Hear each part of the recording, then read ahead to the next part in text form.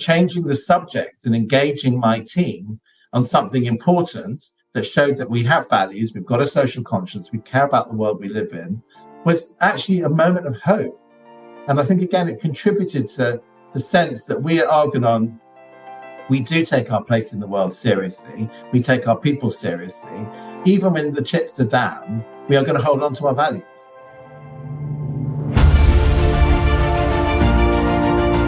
Hello and welcome to the Daily Helping with Dr. Richard Schuster. Food for the brain, knowledge from the experts, tools to win at life. I'm your host, Dr. Richard. Whoever you are, wherever you're from, and whatever you do, this is the show that is going to help you become the best version of yourself. Each episode, you will hear from some of the most amazing, talented, and successful people on the planet who followed their passions and strive to help others. Join our movement to get 1 million people each day to commit acts of kindness for others. Together, we're going to make the world a better place. Are you ready? Because it's time for your Daily Helping.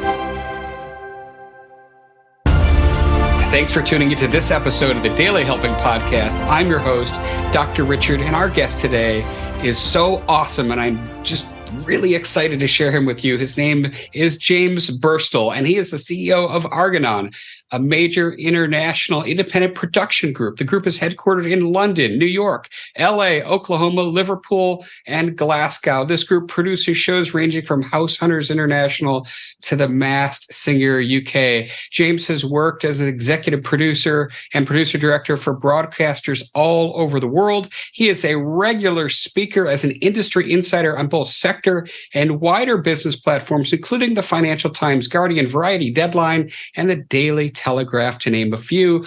Prior to his television career, James was a journalist working as a writer and editor in Paris, London, and New York for Vanity Fair, HG, Vogue, the Daily Mail, and the Evening Standard. He's here today to talk to us about his new book, The Flexible Method, Prepare to Prosper in the Next Global Crisis. James, welcome to the Daily Helping. It is awesome to have you with us today. Dr. Richard, thank you so much for having me on. I'm thrilled to be with you. Absolutely. I'm really excited to dive into the book. It's more than timely. But before we do that, I want to jump in the James Burstall time machine and find out what was the event or series of events that put you on the path you're on today? Well, when I left college, back in the late 80s, I'd studied modern languages, and I knew that I wanted to get into the culture space. My dad was a long-term producer, director, and documentarian at the BBC, but at the time I thought I wanted to go into journalism. So I did move to Paris, and actually it was one of the best things I did because I speak some foreign languages, French, German, Italian, and Spanish. So I love using my languages. And I was also very useful for Tina Brown and Anna Wintour and Harold Evans, who were at that time all working for Condé Nast and editing Vanity Fair, HG, then Vogue, and also Condé Nast Traveler. And they wanted somebody who was hungry and young and could speak some languages, and they could call me up from New York, or rather their minions would call me up from New York and say, do you mind hopping on a plane this afternoon to go to Vienna? And I'd be like, well, I'm 22 years old. I'm very happy to hop on a plane wherever you want me to go. So I did work in journalism for several years, which I loved because I'm very interested in people. I know that the people and the human mind and the way we interact is such an area of expertise and passion for you. I think the reason I studied languages is because when you speak foreign languages, you can get under the skin. You know, I'm so interested in different cultures. I grew up in London, which is one of the most multicultural cities on the planet. I have family in New York. I've got 3 wonderful nephews and nieces, all live in the tri-state area. And I've traveled all over the world working. So for me, it's a real passion to be able to collaborate. So collaboration is a big thing for me. Having worked in print journalism for several years, I then thought actually I wanted to try television, which of course is where my dad worked for 30 years. And I didn't expect to end up following in his footsteps, but I did. And actually television is a very collaborative industry. You know, we have everything in our sector from, obviously now we have AI experts, we have lawyers, we have accountants, and we have incredible creatives and actors and lighting and sound and all the amazing technical and creative skills that go with putting together a TV show. So it really actually fitted, I think, my personality. I do also have a very strong social conscience. So we are a very broad-based production group. And as you said at the beginning, we produce entertainment shows like The Masked Singer, and also very popular reality shows like House Hunters International, which is on pretty much every night in the US. We also do some really hard-hitting current affairs, and we make inquiries into how people live and work, and we challenge. We actually were part of breaking the Epstein story. We do 60 Minutes as well in the US. So for me, it's really important to be able to, as a broadcaster, take responsibility for the world we live in, and challenge the world we live in, ask the difficult questions. I have three major cultural touch points, if you like, at the heart of my group, which are diversity, inclusion, and climate change. We have to take responsibility for all three things. And I'll just give you an example. You don't have to go around banging people over the head with this stuff. A show like House Hunters International, which is a go-to show that we're very proud of. Millions of people love that show all over the world. And we cast it in a way which is truly diverse. We find people from all walks of life, from all over the US and elsewhere in the world, who are going on life-changing journeys.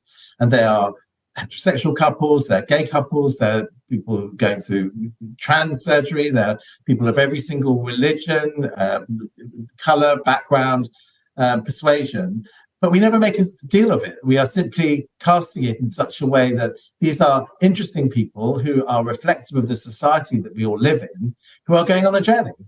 And I think the most powerful way to encourage people in the world to be perhaps more open-minded about diversity, just not make a big deal of it, but just let people live and let live, if you like. So I'm very proud of the fact that House Hunters International is a show about real estate. It's about people going on travel adventures, but actually embedded within that, there is a really strong political message, which is we as broadcasters are reflecting the world that we live in. And I'm very proud of that. But you've done it kind of like Star Trek did diversity, right? It's there. I mean, it's not a big deal. It's just there. And they never, hammer, like you said, hit you over the head with it. So, it's interesting. You're in the TV space, but you've written a book about dealing with global crises, and one would think, at least on the surface, that somebody who you didn't train in counterintelligence, you haven't been in the military, where is the connection between your knowledge, skills, and experience that you've garnered doing what you're doing at Argonon, and this essentially blueprint that an individual could rely on to be flexible during times of global distress? And I don't mean, to say that to you pejoratively, but it's a question that that I'd love to ask. It's a very valid point. And I mean, we went, I have an agent, and of course we went to many different publishers, and Hachette, who are one of the top three, picked us up to publish this book. And, of course, one of the first conversations I had with my publisher is like, well, what qualifies me as an independent television producer to write a book about crisis management? Is kind of counterintuitive, right? And of course, there are key reasons. One is the independent production sector is incredibly flexible and agile, and we're used to working on very tight margins. And when one thing doesn't work, we pivot and we do something else. So we're very, very good at that. Also, I have deliberately written the book in such a way that it is designed to be a manual. There are 16 lessons about how to survive any crisis. And these lessons are not simple. Some of them are quite painful and difficult, but they all work. And I made a point because I wanted the book to be useful for a really broad audience. So, of course, there's a bit of showbiz glamour and a bit of Hollywood in there, of course, for fun, and also talented people.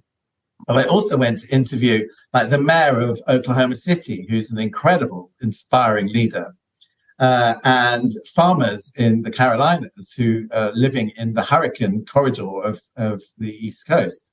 and also people who work in gyms and hospitality and finance and legal and medicine and many other areas. Because, of course, the starting point with this book was COVID.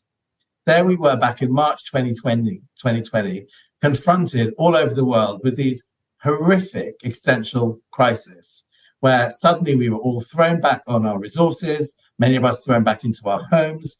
It was frightening. I know I was frightened. We all have our war wounds, but we collectively, and I interviewed people across, as I said, many industries, came up with some incredibly robust ideas that work. And it was actually a friend of mine who said to me, 6 months after the first lockdown, which was back in March 2020, he said, look, James, you and your business, you are first out of the gate. You're managing to produce, despite the fact that you've been told that there's going to be no production in your sector for 12 months. We were producing The Masked Singer within 4 months. We were shooting a scripted drama in about 5 months. And the BBC had told us that there was no way we were going to be making that for another year or so. But we said, we can't afford to wait. We need to get our people back into work. So we came up with a whole series of COVID protocols, a whole series of methodology, and I wanted to put that book in writing. I have to say as well, a lot of the findings didn't just come from COVID. We started developing the flexible method back in the credit crunch, which was also, in a different way, an existential crisis for many of us all over the world. We had to dig deep. And I have to say, one of the most abiding learnings that we realized was so critical back in the credit crunch was you have to put your people first. Business is not a P&L. It's not just about crunching numbers, although these things are important. We're in business to make money. Actually, business is about people. So you have to put your people first. And when you put your people first and you make sure they are safe and they're looked after and they are valued, and you have to give people time. We had to, at the beginning of lockdown, give people time to get home, make sure there's food in the fridge, make sure elderly parents are safe, make sure that kids are not too frightened and they've got things to keep them busy. When you look after people in that way, they will roll up their sleeves and produce miracles for you. They will do incredible things for you when you look after your people. It's a Zig Ziglar lesson, right? You help everybody around them achieve what they want, and you by default will get yours. So right. This is great. You've talked a couple times, we've teased the title, The Flexible Method. So take us through Flexible Method 101 here, James. How does it work, and how does one deploy it, whether they own a business or just trying to use it in their lives? Well, quite. I mean, some people have read the book, have been a parent, maybe a home maker, and I'm pleased about that because, of course, we all have challenges in our lives, whether it's in the workspace or at home. Yeah, so the book is made up of 16 lessons, and I won't go through them all, but, one of the very first is absolutely put your people first. You must make sure that your people are safe because the people are the lifeblood of any business. I remember reading vividly back in the time of the credit crunch, Richard Branson, the very brilliant British businessman who Virgin Atlantic and others, of course, he said, even in times of crisis, when things are tough and maybe you haven't got enough money to pay everybody their full salaries, do not lose your people. Come up with agreements with your people that if they need to work from home, for example, obviously we did that in COVID, then they must. If they need to go part-time, then so be it. If they need to take some time off because they've got an elderly parent that needs caring for, you can come up with new temporary solutions, but tell your people that you've got their back and that when things get better again, you will invite them back again. Because, of course, if you behave in a certain way during a crisis, that's really you kind of down on your uppers, demonstrating who you truly are. And if in a crisis you dump your people, what does that say about you as a human being? What does that say about you as a business leader? It demonstrates that you do not have depth and that you don't really care. So when you come out of the crisis, and the human race, thank goodness, is incredibly versatile, and we do generally come out the other side, your people will look back at you and go, you know what? When the chips were down, you dumped us. Why would we continue to work for you? My industry, it's dog eat dog. It's an ocean of sharks in the entertainment business. There are some wonderful people, but some very tough people as well, as very, very high stakes. And increasingly, we're seeing as young people come into the marketplace, who've got a very strong social conscience. They can go and work for 1,000 competitors. They are increasingly looking at the values of a business. So this is, again, another chapter in the book. In times of crisis, do not dump your values. In fact, you need to lean on them and make them stronger. So, for example, I'll give you a little bit of an example of what we talk about in the book. We had George Floyd in the middle of COVID. A number of my contemporaries running other businesses in the media sector in the US and the UK said at that time, oh, you know what? George Floyd, diversity, inclusion, it's just too much to worry about right now. We're worrying about whether or not we can keep the doors open, which I do understand. It was painful. We in my group at Argonon did the opposite. We realized that George Floyd was a pivotal moment for Black people all over the world, primarily, but actually for all of us, and starting to look at how we police our countries and so on. We actually increased our work in diversity and inclusion. We introduced 2 new internship programs, one in New York, one in Los Angeles, one in London, and another one in Liverpool in the UK. And what was that saying? That was saying, this is important. This is not something that just goes away. This is not something we just dump because we're struggling with COVID. And we got amazing feedback. We obviously helped 4 young people coming into the industry get a leg up into our sector, which is very important. And also for the teams, funnily enough, working within the group, it was a huge relief to change the subject. So whereas, minute after minute, day after day, week after week, we'd all been like tearing our hair out thinking, how on earth are we going to get through COVID? Talking about vaccines and PPE and, all those terrible things that we all had to contend with for months on end. Actually changing the subject with the team was a great relief. So we had something different to talk about. And we actually did something similar with climate change. So we set up a climate action group in the middle of COVID. Why? Well, obviously, there is a climate emergency. We've got to do something about this, and we have a responsibility. We employ thousands of people all over the world, and we fly people all over the world a lot. So we had to look at all of these systems and processes that we've had in place for a long time and think about how can we do it differently. But again, changing the subject and engaging my team on something important that showed that we have values, we've got a social conscience, we care about the world we live in, was actually a moment of hope.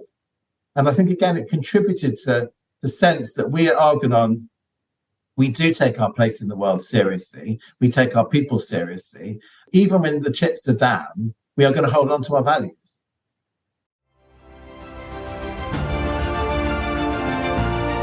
Hey guys, Dr. Richard here. For the past 7 years, I've been privileged to bring you incredible guests who are changing the world and can help you become the best version of yourself. I'm really excited to share with you a new quiz that I created based on my clinical training that will curate for you a custom list of my top episodes and actionable strategies to help you wherever you are on your journey. All you need to do is go to drrichardschuster.com to take it, and it's 100% free. You'll be taking the next step on the journey to unlocking the power of you, and I can't wait to see where you'll go.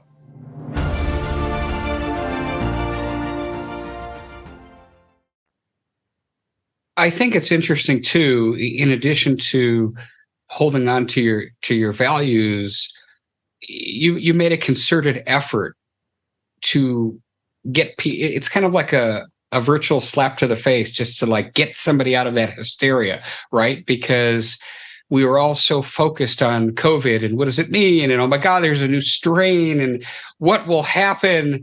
And all of a sudden, you were able to give your people something different to focus on, and that's very helpful. So I'm loving this. Take us through some of your other key touch points here on being flexible in a crisis. Well, communication is very, very important. And one of the incredibly inspiring leaders I interviewed is the Republican mayor of Oklahoma City, who is 42 years old. He's extremely young. He's also the first Native American mayor in the US. He also has a very strong social conscience, and he's got a very interesting mixed community growing in Oklahoma City because it's got a big digital new startup industry going on, and quite a lot of people are moving to Oklahoma City from the coast. So he was obviously a mayor running this growing city in the middle of a republic. He is a Republican himself, but in the middle of a Republican state of Oklahoma, which actually was basically saying COVID doesn't exist. And there was very little, very limited response to COVID statewide. He in Oklahoma City took a completely different approach. He said, my people need to be protected. I'm listening to the science. And I am going to do a lockdown. I'm going to insist on shelter at home. I'm going to shut down bars and pubs. I'm going to shut down big groups of people meeting. And he communicated it through a combination of Twitter, not too much, he said, but some, and some stand-ups. He said it was very important to be authentic. Boosterism has no part. You can't just go around saying, oh, it's all going to be fine, when none of us knew it was going to be fine. You know, we were struggling, weren't we, with the science and the facts, but we had to be honest and say, well, listen, we do not have all the answers right now, but as management teams, whether it's him in Oklahoma City or me and my company and many others of us around the world who struggled with the same things, I think the sensible ones were authentic and said, it's painful, it's difficult, we do not have all the answers, but we are working with the facts as best as we can, and we will keep you closely informed. So back to David Holt, who is the mayor of Oklahoma City, he put these very stringent measures in place. And you know what? The outcome, and it's terrible to have to talk in this way, but it's how these things are measured, had a very, very low fatality rate in Oklahoma City. He literally saved people's lives. He protected them. He stood up for them. He communicated in a very authentic way, and he was willing to put people first. So that for me is an absolutely critical, demonstrable lesson that when you communicate authentically, and when you ask me about pivoting and flexibility, it means being willing to tell the truth, being willing to adapt and evolve as things go along, and also sometimes be willing to operate in the face of what some of his party were saying, which would have demanded a completely different approach. And he said, no, this is what I believe. This is what I'm going to do. And he stood up for himself and he protected the lives of his people. That's his job. The first job of a politician is to save lives, right? This is excellent. I want to pivot a little bit. And one of the things that came out of COVID was mental health stopped being a buzzword, because it had been really to that point, in my opinion. And the world, certainly companies, but the world in general really started recognizing the importance of mental health. This was critical, of course, during COVID, but this is true in any kind of a crisis, whether you're, a mom, a business owner, or, the CEO of a corporation. So talk to us about where mental health plays a role in the flexible method. Looking after the mental health of our people is absolutely essential. We live in now such a highly connected world. We are constantly bombarded by noise and different views and terrifying things, whether it's Ukraine or what's happening in Israel and Gaza. It's non-stop. And that's on the back of inflation and the cost of living crisis, and got huge elections coming up in both the US and the UK. So much constant change. We live in a time of perma-crisis. It's not one crisis after another. It's multiple crises all at once. So this is very demanding, I think, for anybody, including leaders. And that can be a leader of a team, a leader of a family, a leader of a big business. So I did do some study at the University of Oxford at one point a few years back. And I was interested because they take a very 360 holistic approach to any sort of leadership, which is we have to take everything into consideration now in the modern world. Sort of top-down leadership that you can expect somebody at the top of the tree to have all the answers, to be able to do it all on their own and get it all right all the time, is just totally unrealistic. You're not going to get the best outcomes. We have to realize that as leaders, and indeed as parents, as leading a group of friends or leading a team, or like I say, running a big organization, we have to realize that we are imperfect, but we have experience. And we are surrounded by good people who can offer their advice, and we can lean on them. And we must look after our physical, spiritual, emotional health. So I've always been an advocate in my own life to make sure that, I do care passionately about my personal life. It's very important to me. The children in my life, they matter enormously. I try to do my best looking after my family and my friends. I take time out. I would not be running a very successful international media group if I didn't really try to respect my weekends. I take it very, very seriously. I try to go to the gym a couple of times a week, and then I try and do my 10,000 steps a day. I try and make sure, I have dogs to make sure I go for walks. But I have to make sure I try and eat properly and try to, feed my brain with positive stuff. I'm also a great believer in therapy. I've done therapy on and off over the years myself. I'm a great believer in unpicking some of the challenges that life has thrown us. None of us has necessarily an easy ride.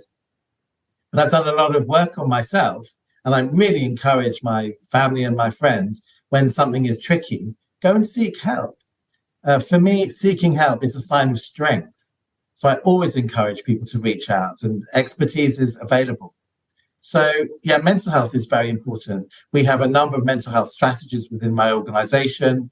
We have systems whereby people can talk confidentially. When people have a bit of a moment or a crisis, we always step in. We give people space. In my industry, the stakes are very, very high. The creative sector, people are trying to win Oscars. They're trying to win, major awards. They're trying to do, life-changing work. And sometimes it works and sometimes it doesn't work. So, you have to have a lot of emotional intelligence. And I think that's actually an advantage that I did start out as a producer and creative myself before becoming a businessman. So when somebody has a bit of a meltdown in front of me because their show didn't work or they didn't win the award, and this stuff does happen, I'm able to say, well, yeah, it's tough. Life is tough and it's disappointing. The work was great, but there was somebody better on the day or whatever. Take some time out. Go home. Sometimes people look at me, because I do have a lot of patience, and they'll say, James, if this was in a bank and this person had this kind of crisis meltdown in the middle of the office, they would be fired on the spot. And I was like, well, yeah, but they might win an Oscar next week. So that doesn't justify bad behavior, but it does allow some latitude. And all human beings have good days and all human beings have bad days, me included. So we have to allow flexibility in our thinking in that regard. Well said. I know that you said it feels like we're in this state of permacrisis where it's one crisis after another, but these crises do tend to end, right? Like the Great Depression ended, the lockdown ended. So talk to us about, what do we do as we're coming out of a crisis? Well, it's very important to learn from the successes as well as the mistakes.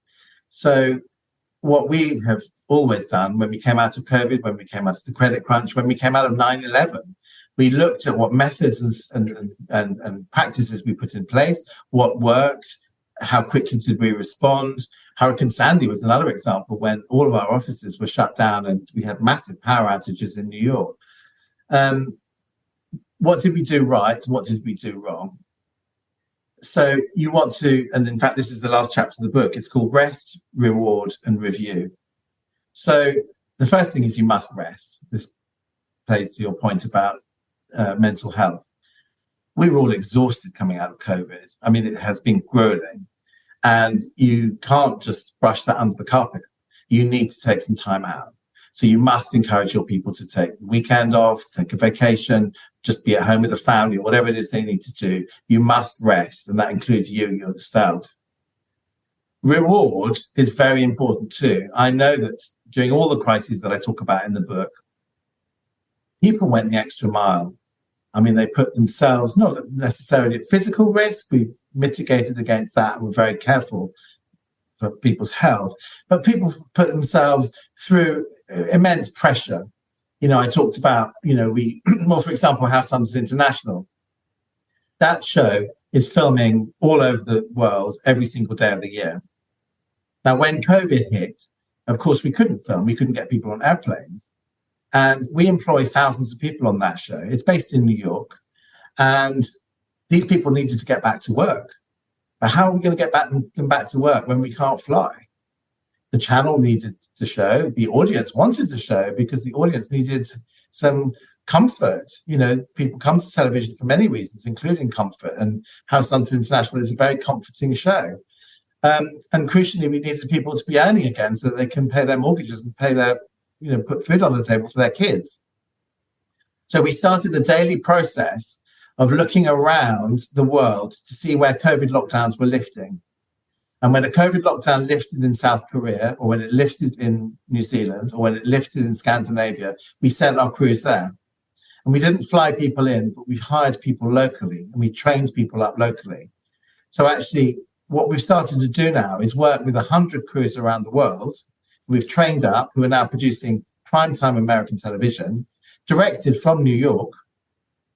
And our teams are no longer constantly living with jet lag, and we're not damaging the planet with hundreds of thousands of air miles every single day because we're working with local crews. So back to the point about reward, the people who set up that system, I've got a brilliant senior director who was actually pregnant at the time, running this very difficult, complex machine around the world, navigating her way through lockdowns all over the planet. And then afterwards, we were like, with her and all the team, you've got to take time out and we must reward you. Now, that could be in terms of agreeing that from now on, she actually moved to the Carolinas. I wanted to reward her and say, I love your work. You're brilliant. You're an absolutely valued part of my team. You've got a baby now. You want to live in the Carolinas? We'll still keep employing you. You don't have to be in New York anymore. We'll work hybrid.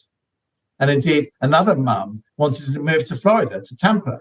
And I was like, okay, so you run all the production for us all over the world. And we've got, 20 crews across every single continent, every single month. How are you going to do that from Tampa? So James, trust me. I've done it through COVID. Trust me. So you reward people with trust and obviously a new hybrid working model.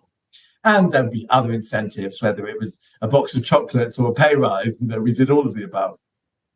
I love it. And then lastly, which is my first point, review. You must review. What have we done right? What have we done wrong? And I wrote this book because I wanted it to be a useful manual. We did not do everything right. We did a lot of things right, but we made a few mistakes. But I wanted to review, put it in writing, so that for now, whoever wants to read this book, and there will be others like it coming down the track, there is a manual that people can reach out for. There is help there if you need it. Beautiful. James, this has been such a wonderful conversation. As you know, I wrap up every episode by asking my guests a single question, and that is, what is your biggest helping? That one most important piece of information you'd like somebody to walk away with after hearing our discussion today? I would like to invite all of your readers, or your listeners, readers and followers, to try to perform one random act of kindness every single day. And the trick is, it can be somebody you know or somebody you don't know, but they mustn't know that you've done it. I'm going to put you on the spot. I want to put you on the spot, James. Have you listened to the ending of my show before? Of course. Indeed. So yes, you are singing my song. There is no better way to feel better physically and emotionally than being kind to other people. So thank you for pointing that out, because it's so wonderful. James, tell us where people can learn more about you, the fine work you're doing, and where they can get their hands on the Flexible Method, which is available everywhere. It is available everywhere. It's available on Amazon, on Goodreads, and in bookstores. Listen, I'm all about collaboration and dialogue. I wrote the book to be a useful manual. I put it out there because I want people to have access to it if they want it. And I hope people, I'm getting some great feedback. So I think people from many different sectors will find some nuggets in there that they can use. And I would like feedback. I'm on LinkedIn. You can find me, James Burstall. Drop me a line. Tell me what you think. This is a book that's work in progress, and we're all in this together, right? So please come to me with your thoughts, and we can keep updating. Perfect. I love that. And we're going to have links to everything James Burstall in the show notes at drrichardschuster.com. So we got you covered there too. James, thank you so much for coming on today. This was great. Thank you very much for having me. Absolutely. And I want to thank each and every one of you who took time out of your day to listen to our discussion. If you liked it, if you're inspired, if you now think you've got a better idea of things to do when you're in a crisis, go give us a 5-star review on your podcast app of choice and a follow, because this is what helped other people. I'm going to say that again, Gas. This is what helps other people find the show. But as James said just a few moments ago, go out there today and do something nice for somebody else, even if you don't know who they are, and post in your social media feeds using the hashtag #MyDailyHelping, because the happiest people are those that help others.